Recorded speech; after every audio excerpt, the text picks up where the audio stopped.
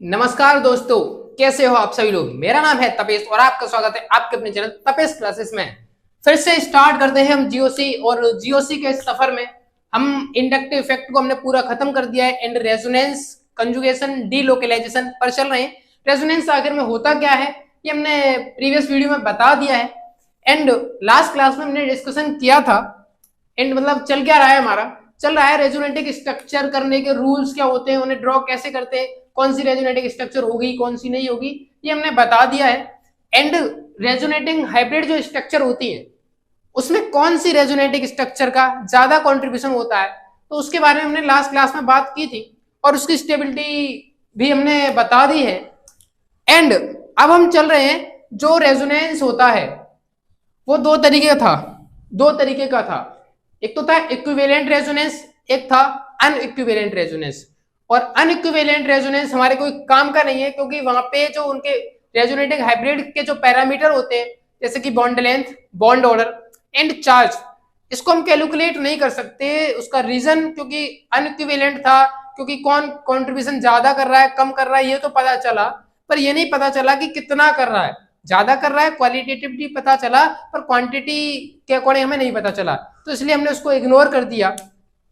And आज की class में हम इक्विवेलेंट रेजोनेंस तो हमने समझ लिया था कल। इक्विवेलेंट रेजोनेंस पर क्वेश्चन कैसे कैसे आते हैं उसको थोड़ा सा बात करते हैं और उसे थोड़ा सा ध्यान से देखिएगा।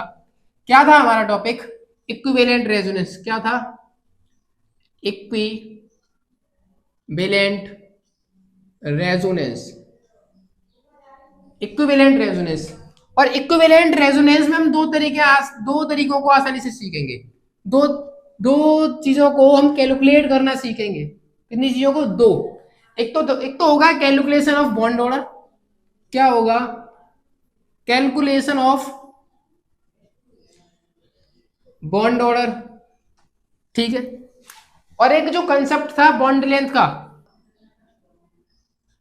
इक्वल बॉन्ड लेंथ, या फिर हम इसे कह सकते हैं type of bond length. Type of bond length. तो हमें ये दो चीजों को कैलकुलेट करना है। किसमें करना है? इक्विवेलेंट रेजोनेंस के अंदर हम इन्हें कैलकुलेट कर सकते हैं और इसके हम एग्जांपल्स की तरफ चलते हैं, क्योंकि ये तो हमने ये दोनों चीजें कल लास्ट क्लास में पढ़ी थी। कल की क्लास में हमने ये देखा था कि बॉन्ड ऑर्डर कैसे कैलकुलेट होता है एंड बॉन्ड लेंथ के भी बारे में हम सीखेंगे। एंड बॉन्ड ऑर्डर पे थोड़ा सा चलते हैं। पहले सबसे पहले इसे का एक एग्जांपल लेते हैं बॉन्ड इसका एग्जाम्पल हमने कल ये भी लिया था CH3 डबल बॉन्ड और यहाँ पे लिया था OH। क्या लिया था? OH। तो हमने वहां पे इसका डी प्रोटेनोट फॉर्म जो की थी, इसकी डी प्रोटेनेट फॉर्म जो यूज की थी वो ये वाली थी, एसीटेट आयन वाली। तो हमने इसकी जब रेजोनेटिक हाइब्रिड बनाई थी तो आपको याद होगा इसकी पहले तो कैनोनिकल स्ट्रक्चर कुछ इस तरीके से ड्रॉ की थी हमने, ठीक है, ऐसे करके ड्रॉ की थी। और इसकी फिर रेजोनेटिक हाइब्रिड कुछ इसमें इस तरीके से ड्रॉ की थी।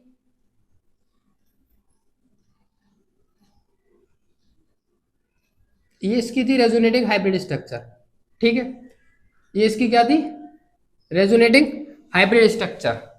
और इस पर जो चार्ज आ रहा था तो वो -1/2 आ रहा था और इस पर भी -1/2 आ रहा था। ये हमने कैलकुलेट कर लिया था। पर अब हमें ये देखना है कि ये जो बॉन्ड ऑर्डर होगा ये कैसे कैसे कैलकुलेट किया था। इसको हमने लास्ट क्लास में बताया भी था, पर इसका एक फॉर्मूला होता है। इसका एक फॉर्मूला होता है। और इक्वल बॉन्ड लेंथ आपको पता है कि चाहे बॉन्ड लेंथ की बात हो रही हो, बॉन्ड ऑर्डर किसका, चाहे CO का हो, इसको मैं CO स्टार कह देता हूं, इसको कह देता हूं स्टार, इसके ऊपर क्या लगा देता हूं? स्टार। जो बॉन्ड ऑर्डर CO का होगा वही बॉन्ड ऑर्डर होगा किसका? CO स्टार का। जो बॉन्ड ऑर्डर CO का होगा वही बॉन्ड ऑर्डर होगा CO स्टार का, क्योंकि यहां बात होती है इक्विवेलेंट रेजोनेंस की, ठीक है। यही बॉन्ड ऑर्डर, जो बॉन्ड ऑर्डर इसका होगा वही बॉन्ड ऑर्डर इसका होने वाला है। अब चाहे बॉन्ड लेंथ की बात आए, जो भी बॉन्ड लेंथ CO की होगी वही बॉन्ड लेंथ होगी CO स्टार की, क्योंकि फिर से वही बात कि इक्विवेलेंट रेजोनेंस जो है, और इक्विवेलेंट रेजोनेंस में बॉन्ड लेंथ भी इक्वल होती है और बॉन्ड ऑर्डर भी इक्वल आता है, ठीक है। तो क्या कहा? बॉन्ड ऑर्डर की बात है किसकी? CO। तो जो बॉन्ड ऑर्डर CO का होगा वही बॉन्ड ऑर्डर CO स्टार का होगा। और जो बॉन्ड लेंथ CO की होगी वही बॉन्ड लेंथ CO स्टार की होने वाली है। तो ये तो रहा इसका कॉन्सेप्ट, इसका भी है और इसमें कुछ इसका भी है। ये रहा बॉन्ड ऑर्डर और ये वाला था बॉन्ड लेंथ, ठीक है। अब बॉन्ड ऑर्डर को निकालते कैसे हैं, उसका फॉर्मूला क्या होता है, ध्यान से सुनिएगा। टोटल नंबर ऑफ बॉन्ड्स क्या होता है, टोटल नंबर ऑफ बॉन्ड्स, और जो बॉन्ड्स काउंट करने हैं आपको वो कौन से काउंट करते हैं, जो रेजोनेंस में इन्वॉल्व होते हैं, involve resonance, involve reso involve resonance upon, formula होता है total number of resonating structure, total number of RS। और इसी फॉर्मूले को हम सिंपलेस्ट फॉर्म में कैसे लिख सकते हैं, इसको हम सिंपलेस्ट फॉर्म में कैसे लिख सकते हैं, 1 प्लस पाई अपॉन सिग्मा, ये इसका फॉर्मूला होता है बॉन्ड ऑर्डर निकालने का। यहाँ पे जो पाई और सिग्मा जो काउंट करने, क्या कहा मैंने, जो पाई और जो सिग्मा काउंट करने वो वही काउंट करने जो रेजोनेटिंग स्ट्रक्चर में इन्वॉल्व हो रहे हो। जैसे कि आपको इस C और CH3 के ये जो सिग्मा है और ये जो 3 सिग्मा और हैं इनको काउंट नहीं करना है। तो कैसे निकलेगा, इस फॉर्मूले, इसका एग्जांपल से समझते हैं। ये एग्जांपल है हमारे पास, क्योंकि हमने लास्ट क्लास में तो समझ लिया है वैसे कि इसे कैसे निकाला जाए, पर फॉर्मूले से भी हम समझते हैं कि कैसे निकाल सकते हैं। तो देखिएगा ध्यान से कैसे निकाल सकते हैं।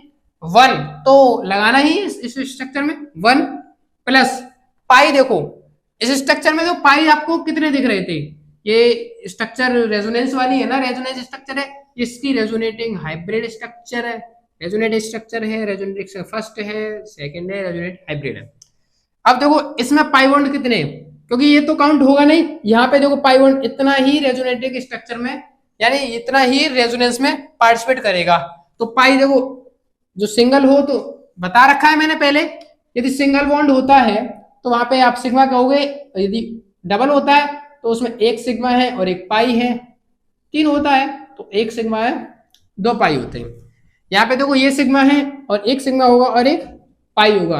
ये इन्वॉल्व रेजोनेंस वाली स्ट्रक्चर है और यहाँ पे हमें ये बॉन्ड ऑर्डर काउंट करना है, ये कितना है यहाँ पे, तो 1 प्लस सिग्मा 1 और 1 2, तो सिग्मा कितने 2 और पाई 1 पाई है तो 1 पाई, तो सीधी बात है 1 प्लस हाफ कितना होगा, इसका आंसर आएगा 1.5। यानी कि यहाँ पे जो बॉन्ड ऑर्डर होगा ये होगा 1.5, और जितना बॉन्ड ऑर्डर यहाँ पे होगा CO वाला उतना ही बॉन्ड ऑर्डर CO स्टार, क्योंकि मैंने पहले कह रखा है कि जो बॉन्ड ऑर्डर होता है वो सेम होता है, जितना बॉन्ड ऑर्डर इस वाले का होगा CO का उतना ही बॉन्ड ऑर्डर CO स्टार का होगा। अब हम कुछ और एग्जांपल लेते हैं। फॉर्मूला आपको याद होना चाहिए 1 प्लस पाई अपॉन सिग्मा, और यहाँ पे जो पाई अपॉन सिग्मा है वो इन्वॉल्व रेजोनेंस वाली होनी चाहिए, यानी रेजोनेंस में जो पार्टिसिपेट कर रहे हैं उनको आपको लेना है, अन्यथा और किसी को नहीं लेना है। तो आप क्वेश्चंस की तरफ चलते हैं, केवल इसे नोट कीजिएगा, मैं इसे रफ करता हूं। तो देखिएगा दोस्तों मैंने यहाँ पे कुछ क्वेश्चन लिखे हैं, इन सभी का आपको बॉन्ड ऑर्डर कैलकुलेट करना है। क्या कैलकुलेट करना है, बॉन्ड ऑर्डर, और बहुत आसानी से आप कैलकुलेट कर सकते हो। क्वेश्चन कराते हैं, इसे ध्यान से देखिएगा, मैं कराता हूं, आप इसे कैलकुलेट कीजिएगा पहले, तब यहाँ पे देखिएगा। सबसे पहले है सल्फेट, क्लोरेट, कार्बोनेट, ठीक है। सल्फेट का करते हैं, सल्फर है, ऑक्सीजन आएगा, ऑक्सीजन आएगा, और एक ऑक्सीजन ये रहा नेगेटिव और एक ऑक्सीजन ये रहा नेगेटिव। चलो मैं स्ट्रक्चर ड्रॉ करता हूं, आप इसे फिर से कैलकुलेट कीजिएगा, आप कोशिश कीजिएगा कैलकुलेट होगा और क्यों नहीं होगा, ठीक है। तो यहाँ पे 4 ऑक्सीजन है, ठीक है, कार्बोनेट,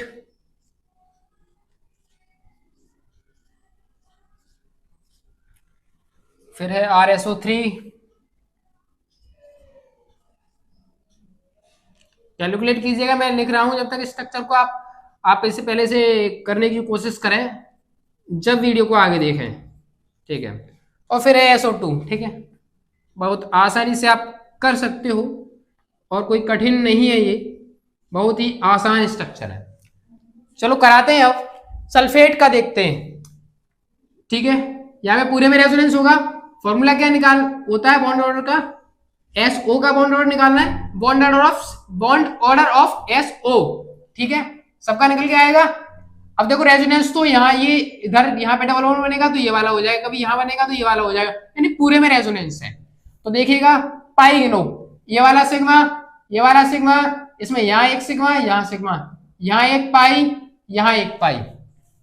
फॉर्मूला क्या होता है, 1 plus pi upon sigma, 1 plus pi upon sigma, 1 plus pi, देखो एक पाई ये रहा और एक पाई ये रहा, 2 पाई हो गई, और सिग्मा 1 2 3 4, तो टोटल कितने हो गए 4, यानी ये आ गया 1/2, कितना आया 1/2 हाफ, और फिर से प्लस 1, तो यानी यहाँ पे बॉन्ड ऑर्डर निकल के आएगा 1.5, कितना निकल के आएगा 1.5।